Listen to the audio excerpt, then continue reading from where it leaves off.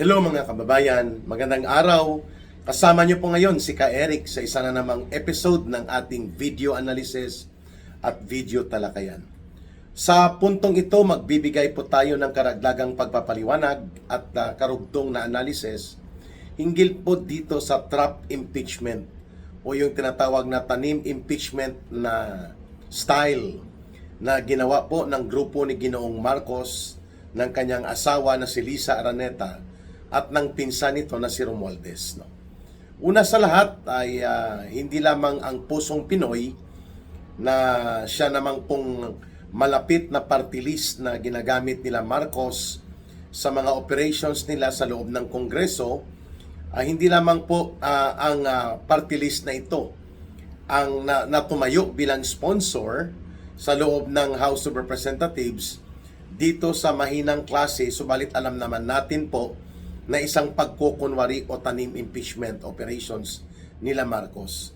Hindi lamang po itong pusong Pinoy na party list ang ginagamit nila ngayon, nila Marcos at Romualdez, para magserbing aktor sa ginagawa nilang manipulation sa impeachment process para mapigilan at madiskaril itong tunay na impeachment complaint na ihahain kay Marcos in the next few days from now sa ating pagkakaalam, with solid evidence na tatamaan talaga siya para madiskaril ito, masabotahe ito, at hindi magkaroon ng take-off ang tunay at totoong impeachment complaint. Inunahan na nila Marcos, nila Lisa Araneta at nila Martin Romualdez ng special operations. So ang pusong Pinoy party list na itinuturo na malapit kay Ramon Ang, na tycoon or oligarch tycoon na barkada din ni Marcos, na siyang nagde-develop ngayon ng Ninoy Aquino International Airport diyan sa ating paliparang Panghimpapawid, no? Ang kanyang paboritong anak ay nasa pusong Pinoy at ang mga Garcia na kaalyado ni Marcos sa Bataan, no? At ginagamit din nila Romualdez. Itong complainant na si Attorney De Jesus ay itinuro din ni Congressman Igay Erese.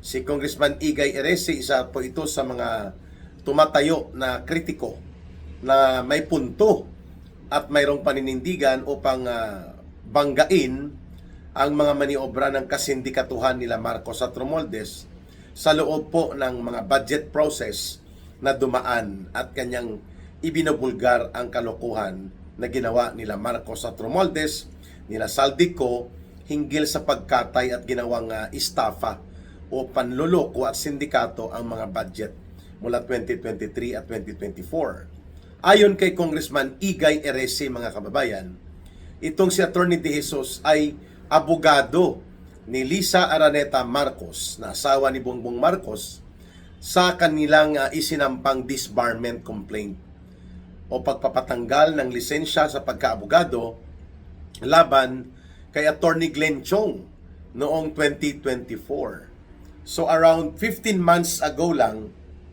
itong si Attorney De Jesus ay tagapagtanggol at operator pala ito ni Lisa Araneta, na asawa ni Bongbong Marcos Jr. So ano ito? Dramahan at gimikan? Kaya nga talagang panluloko ang layunin nitong kunwa-kunwarian at gimmick na impeachment complaint laban kay Marcos, sapagkat tinatawag ito na impeach me or tanim impeachment. Na ang layunin, sinabi ko sa isang video natin, ay tatlo. Mag-diskaril upang magkaroon ng epekto na hindi makausad ang tunay at may sapat na batayang ebidensya at seryosong pagpapa-impeach kay Marcos na hindi na makausad sakaling ito ay maisampa o ma-file sa House of Representatives sapagkat may nauna ng nakalinya. At ito nga ang mismo sila Marcos at Lisa Araneta at Romualdez, sila Tambaloslos, ang nagmaniobra. Pangalawa, ang layunin nito ay magsabotahe so that either mapipilitan po na mag-antay o kaya makipag-usap dito sa abogado ni Lisa ang mga magsasampa ng complaint dahil nauna siya doon sa linya ng kalendaryo sa pagkakaroon ng schedule of hearing o kung mayroon mang referral. At pangatlo, mag-create ng kalituhan, ng confusion among the people na akala natin ay may nagsampa ng kaso na magpapa-impeach kay Marcos Jr., yun pala sila din, Marcos at Lisa at Tambaloslos ang may kagagawan. So itong si Atty. De Jesus, ibinulgar kahapon ni Congressman Igay Erese, napakawala ni Marcos at ni Lisa, sapagkat siya mismo, itong abogadong ito, ay naging tagapagtanggol, naging operator ni Lisa Araneta laban kay Atty. Glenn Chong upang magsampa ng reklamo of disbarment o pagpapatanggal ng lisensya sa pagkaabogado. So tatlo kaagad na bagay ang makikita mo dito sa motibo. Number one, malamang ito ay binayaran. Pag sinabing hire, ang services mo, ikaw ay may professional fee. So magkano ang binayad dito kay Atty. De Jesus upang magsampa-sampahan ng kunwa-kunwari ang impeachment complaint laban kay Bongbong Marcos Jr. para lamang mapigilan at magsabotahe sa totoong isasampang impeachment complaint laban kay Ginoong Marcos. So for hire itong si Atty. De Jesus, no? Siya, dahil nga kliyente niya o kaya siya ay under retainer, no? Binabayaran, mini-maintain ni Lisa Araneta at ni Bongbong Marcos. Subalit, wala na sila siguro makita pa na third party lawyer na para hindi makakonect sa kanila, kina Marcos at Romualdez at kina Lisa, nagmamadali sila sapagkat mayroon palang paparating na impeachment complaint na mabigat, seryoso at mayroong mga ebidensya bago pa mag-opening o mag-resume ang sesyon ng House of Representatives at ng Senado on January 26. So, for hire, most likely itong si Atty. De Jesus. Pangalawa mga kababayan, ito po ay pinagplanuhan na anuman ang magiging hakbang ng political opposition group, lalo na po ang mga naka-align sa Duterte political camp, ay mayroong panangga na taktika. So itong ginawa ni Atty. De Jesus, hindi lamang ito for hire, for professional fee, no? Parang political mercenary operation na binabayaran ka para magsabotahe ka sa laro ng politika laban sa kalaban ng iyong kliyente o nang nag-hire sa iyo. Kundi ang layunin nito mismo ay magkaroon ng standby na panangga na sakaling may pumasok at papasok pa lang na impeachment complaint na mabigat, may sapat na batayang ebidensya, maayos ang pagkakagawa at mabigat ang mga complaints at pwedeng maghambalos kay Marcos, mayroon na kaagad na sasalag upang hindi matuloy kasi unahan mo na sa pila. Kaya ito po ay naka-standby plan na itong ginawa ni Atty. De Jesus, na tauhan pala ito or nasa retainer ni Lisa Araneta at nila Bongbong Marcos mismo at nila Martin Romualdez. Sa grupo nila ito as per expose na inilabas kahapon ni Congressman Igay Erese ng Caloocan. Ang pangatlo, kung bakit sumulpot itong si Atty. De Jesus bigla at may bit-bit ng complaint, no? 11 pages lang yata, wala pang mga kumpletong attachment at sa form pa lang o sa forma pa lang, sabi ni Congressman Erese at iba pang mga matitinong congressman na nakakuha nitong kopya, wala itong laman na katotohanan na mabigat na magdidiin kay Marcos, kundi parang ginawa lang talaga para maunahan yung lane na yan. Kaya hindi lamang ito for hire operation, including itong abogado na si Atty. De Jesus, hindi lamang po ito naka-standby plan para salagin at pigilan ang totoong impeachment complaint na isasampa laban kay Marcos, kundi ito rin po ay pagpapakita kung paano gamitin ni Marcos mismo o i-weaponize ang mga institutional processes at mismo ang ating batas. Kasi nakalagay po sa ruling ng Korte Suprema sa kanyang interpretasyon doon sa mekanismo ng impeachment complaint, mahina man o kulang sa tingin ng House of Representatives ang impeachment complaint na isinampa, kailangan pa rin itong bigyan ng tinatawag na procedural due process. I-entertain mo ito at bibigyan mo siya ng proseso hanggang madesisyonan nyo kung ito ay ibabasura nyo o ipapaakyat into full Senate trial sa buong impeachment mechanism. Pero hindi mo pwede outright i-dismiss. So kaya pag naunahan mo na, hindi gagamitin mo ngayon ang parang first come, first serve basis. 1-year ban rule na hindi ka pwede magsampa panibagong impeachment hanggang natatapos at na-dismiss o naaktuhan ang isa pang impeachment na nauna doon sa pila ng mga referrals na itatalakay sa Kongreso. So exactly, yan ay taktika ng weaponization of the process and the law itself. Ginagamit mo as a weapon, hindi para sa katarungan, hindi para sa mabuting layunin, kundi ginagamit mo para sa personal na interest mo na hindi ka mananagot sa mga pagkakaroon mo ng abuso sa poder at kapangyarihan na magkakaroon ng epekto sa pagkakatanggal mo sa pagiging presidente.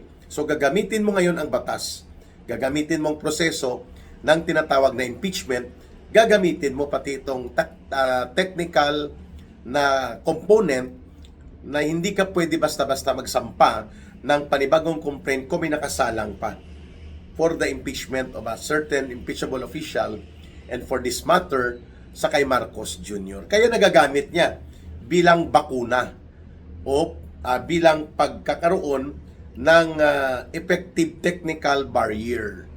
So ang taktika na yan ay tinatawag na weaponization of the law and institutional processes.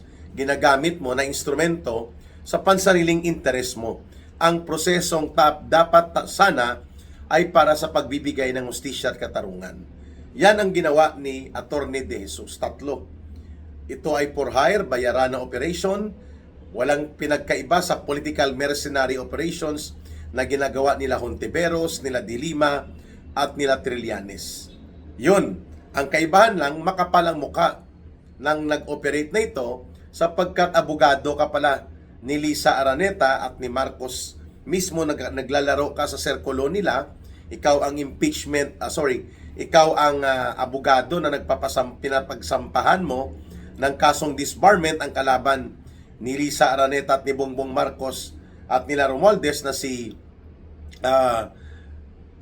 Attorney Glenn Chong, and yet gagamitin mo ngayon ang koneksyon mo nito para ikaw din ang magiging balakid upang hindi maituloy ang totoo at seryosong impeachment complaint laban kay Marcos Jr. at kaya inunahan mo. Kaya ang tawag dyan, for hire operations. Ang pangalawa, ito ay isang standby mode attack ni Marcos or counter attack na anytime i-switch niya lang kapag may natunugan na silang papasok na naman na impeachment complaint o unahan na naman nila.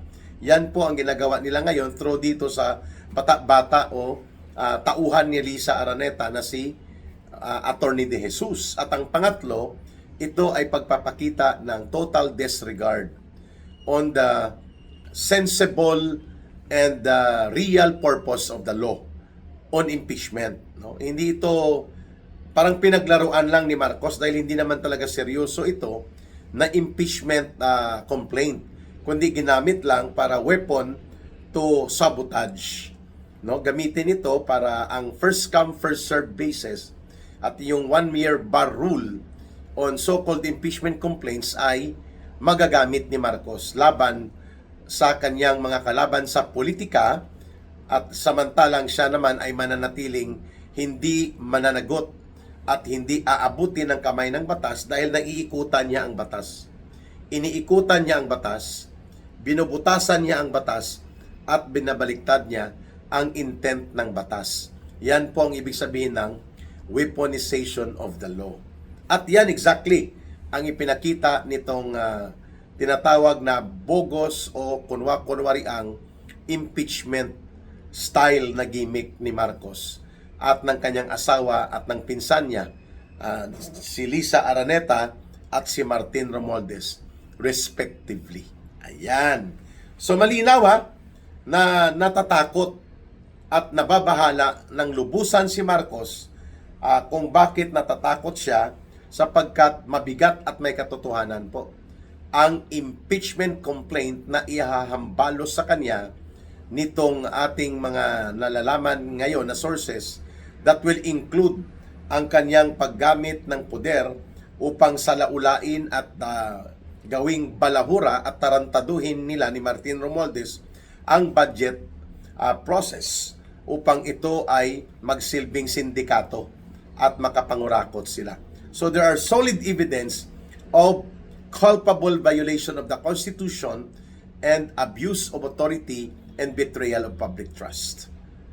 Ito po sa budget pa lang, no, 2023, 2024, 2025, kung saan po hindi lamang mga illegal na pag-insert ng mga pundo na pinirmahan niya, kundi pati pong pagpaparelease ng questionable na billions and billions, hundreds of billions of trillions of pesos sa unprogrammed appropriations for the last 3 budget. So, graft and corrupt practices, culpable violation of the Constitution, and betrayal of public trust. Kompleto recados. Kaya inunahan na niya ni Marcos Jr. Ito pa, ang ginawa nila ni Ralph Recto na illegal at kriminal na pagkuha sa PhilHealth at inilipat sa unprogrammed appropriations upang papunduhan ang mga ghost projects kuno na mga flood control, yun pala ay naibulsa na at na-cash advance na. 60 billion pesos mula sa PhilHealth. At mayroon pa sa Philippine Deposit Insurance Corporation. At itong sa PhilHealth, decided case ng Korte Suprema.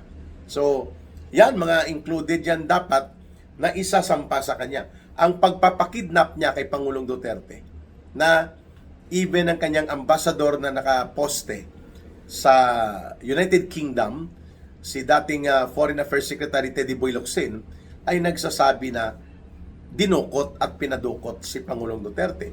At there are minutes in the proceedings of the investigation conducted by Senator Amy Marcos na involved nga si Marcos at mga tauhan niya sa isang planado na pagpapadukot kay Pangulong Duterte, tantamount to the surrender of our sovereignty to a bogus entity na kung ang pag-uusapan po ay ang katayuan nitong International Criminal Court sa Pilipinas. Sapagkat since 2019, March, hindi na po tayo sakop ng ICC. So bakit ka nakipagkanulo at nakipagtaksilan upang gamitin ang ICC sa iyong planong ipadukot pala ang former president? And of course, mabigat din po itong pag-amin at pagbubunyag ni Senator Amy Marcos laban kay Bongbong Marcos Jr. Magkapatid sila mismo. They grew up together. Mula nang maliliit sila, kilalang kilala siya ni Senator Amy Marcos bilang kapatid niya, ang kanyang drug addiction. Yan, mabigat din po yan, sapagkat hindi pwede na manatili ang isang drug addict at patuloy na nag-aabuso sa illegal na droga sa anumang katungkulan sa public office sa loob ng gobyerno. Lalo na sa pagka-presidente. All of this, yan pong kinatatakutan ni Marcos at nila Lisa at nila Tambaloslos na pwedeng mapuruhan at madudurog si Marcos sa pagbubunyag ng mga ebidensya at tamang pag-present ng impeachable offenses niya sakaling hindi nila ginawa itong pagsabotahe sa totoong pagsasampa sana ng impeachment complaint laban kay Marcos Jr. Kaya alam na hindi pa man nagsisimula ang totoo at seryosong impeachment complaint ay takot na at nababahag ang buntot ni Marcos Jr. na harapin po ang mabigat na pananagutang kriminal at pagtataksil niya sa mamamayang Pilipino na pwede pong magdulot ng kanyang pagkaka-impeach at pagkakatanggal o kaya ang pagpuwersa sa kanya na mag-resign na lamang.